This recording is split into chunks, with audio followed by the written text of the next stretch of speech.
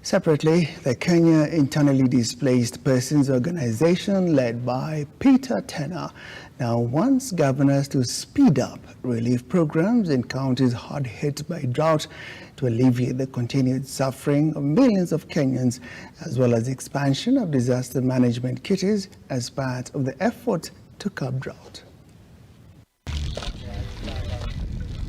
With the statistics indicating that at least 4.1 million Kenyans are suffering from the effects of drought, and the government putting measures in place to mitigate the plague, the chairperson of the Internally Displaced Person, Peter Tenner, is now urging county bosses in the south thrift regions to prioritize irrigation programs in high agricultural potential areas to help in fighting drought. Magovernors hata nao wachangie sehemu fulani ya kusaidia national government kuweza kutenga rasilimali kadhaa ziweze kuwafikia mama wetu wapate kuweka mkate na chakula kwa meza. Speaking in Nakuru County, Tenner indicated that millions of Kenyans are undergoing untold suffering in the face of prevailing drought, and there's need for concerted efforts by humanitarian agencies and the government to help those affected, noting that among those worst hit by the drought are women and children.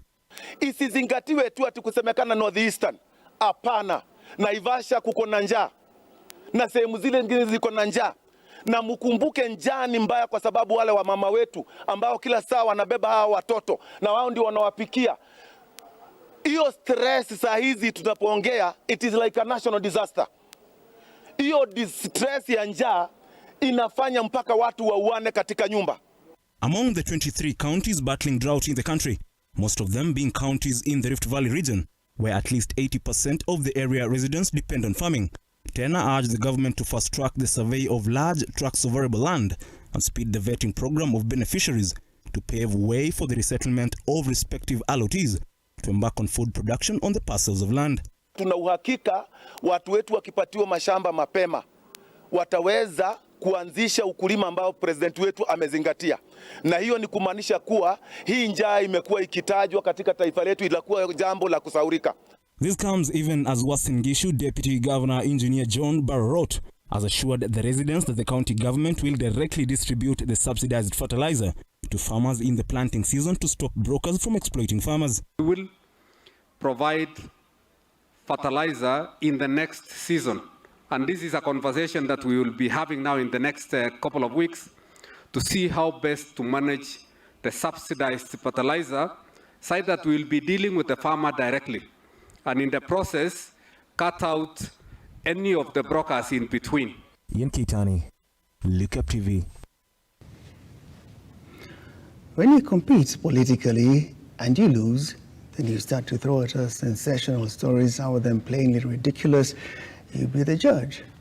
Kinangop parliamentary seat aspirant Amos Chege now says that his challenger, the competitor, Zachary Thuku's victory, had on his part, and this he was saying in court in Nyahururu, that the election was marred with massive irregularities and voter bribery. And here's the clincher. He further goes on to say that his competitor bewitched voters to secure his win. Amos Chege, the plaintiff, has filed a petition before a high court in Nyahururu with shocking prayers that his competitor in the just concluded election used charms to win the election. Maybe that man was because it just innate, because once you take that money, you are saying that, oh, I was with you, but I was given money, I don't know what to say in my mind. It is, and I don't know. He claims that his competitor, Honorable Zachary Thuku's victory, was marred with massive irregularities and voter manipulation, pleading with the High Court to annul his victory in entirety.